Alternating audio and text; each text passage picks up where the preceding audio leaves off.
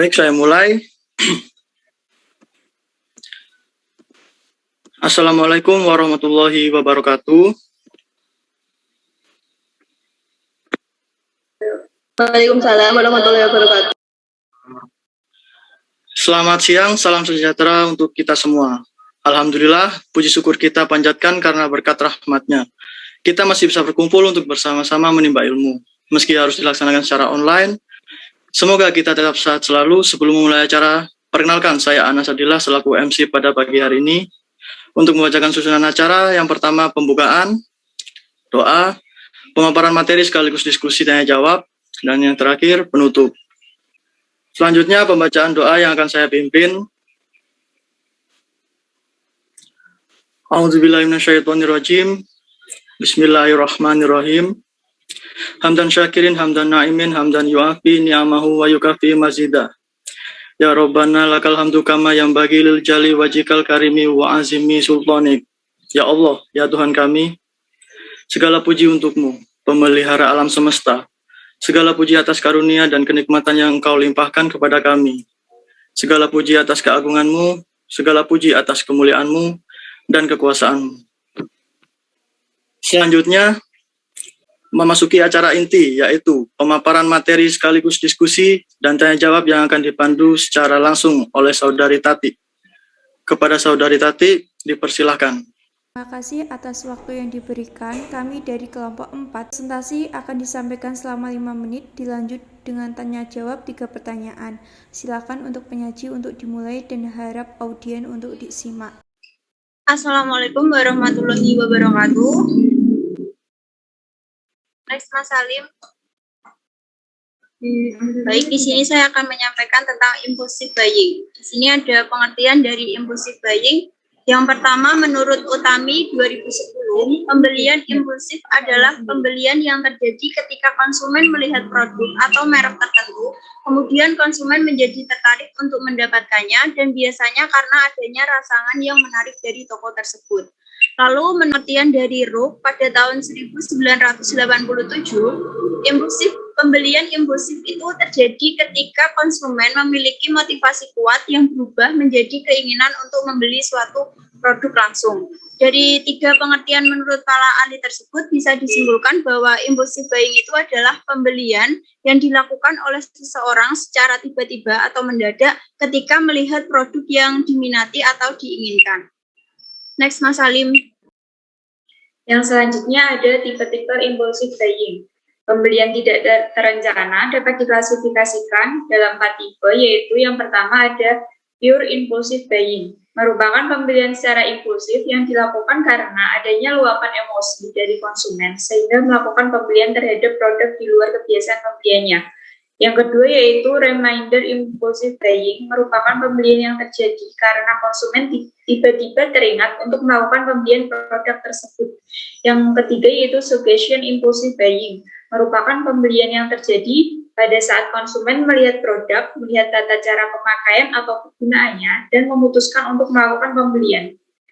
Dan yang keempat ada planned impulsive buying, merupakan pembelian yang terjadi ketika konsumen membeli produk berdasarkan harga spesial dan produk-produk tertentu.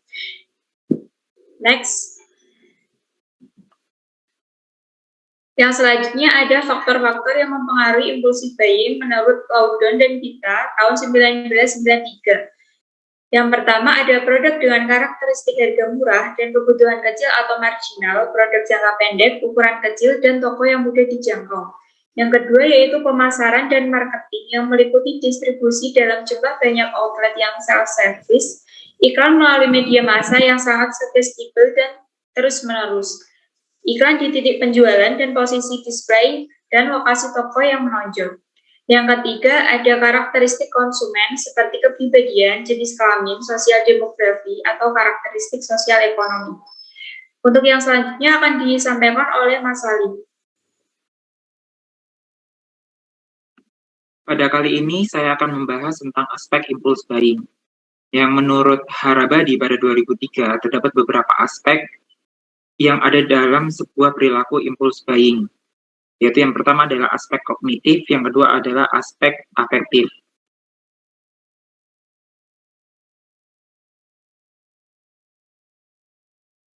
Saya akan jelaskan tentang aspek kognitif dan aspek afektif.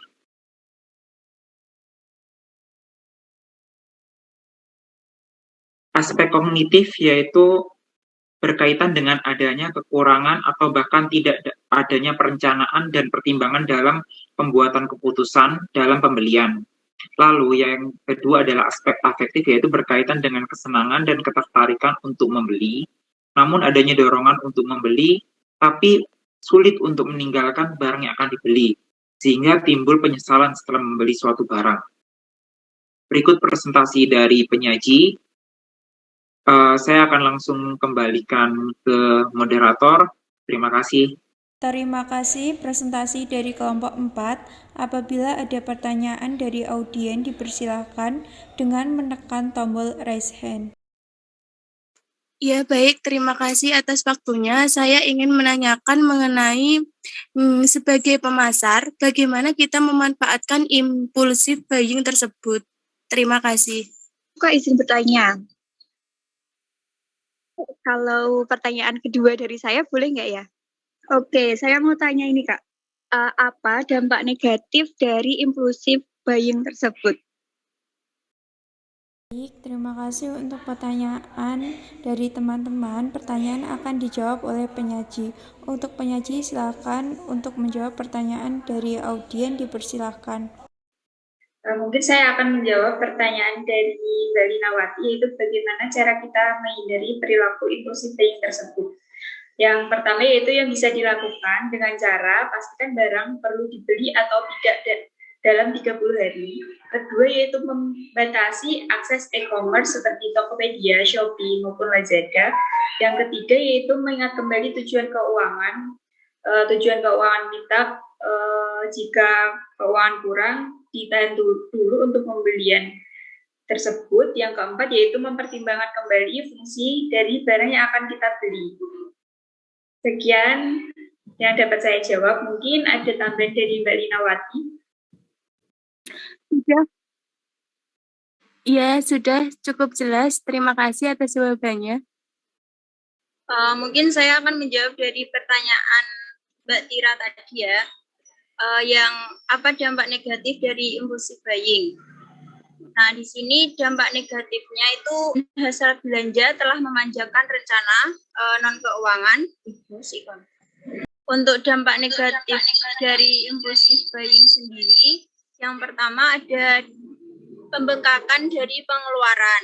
Kemudian ada juga rasa penyesalan yang dikaitkannya dengan masalah keuangan. Lalu hasrat belanja yang memanjakan rencana atau non-keuangan dan rasa kecewa dengan membeli produk tersebut. Itulah dampak dari impulsive buying ketika seorang pembeli melakukan pembelian impulsive buying. Terima kasih. Baik, tadi pertanyaan pertama saya akan berusaha untuk menjawab dari pertanyaan pertama tadi, yaitu dari sudut pandang pemasar ya. Saya akan memberikan data nih, yaitu menurut Asi Nielsen, yaitu sebanyak 85% pembelian di pasar modern itu terjadi tanpa rencana, dan hanya 15% sisanya itu yang berdisiplin untuk berbelanja sesuai dengan daftar belanjaan mereka. Jadi keberadaan impulse buying itu adalah peluang bagi pemasar ya untuk memperkenalkan produk baru. Melalui komunikasi juga bisa yang efektif di dalam toko dan program promosi. Berikut penjelasan dari saya perihal pertanyaan tersebut. Dari presentasi kelompok kami untuk acara, saya kembalikan ke MC. Sebelum mengakhiri acara pada siang hari ini, izinkan kami mendokumentasikan kegiatan. Dimohon kepada Bapak Ibu untuk menyalakan kamera Zoom. Pada hitungan ketiga, admin akan memutu layar yang ada pada saat ini. 1, 2, 3.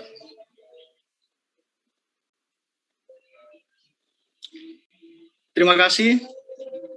Selanjutnya, terima kasih banyak kepada narasumber, moderator, serta peserta yang telah menyimak acara dari awal sampai akhir.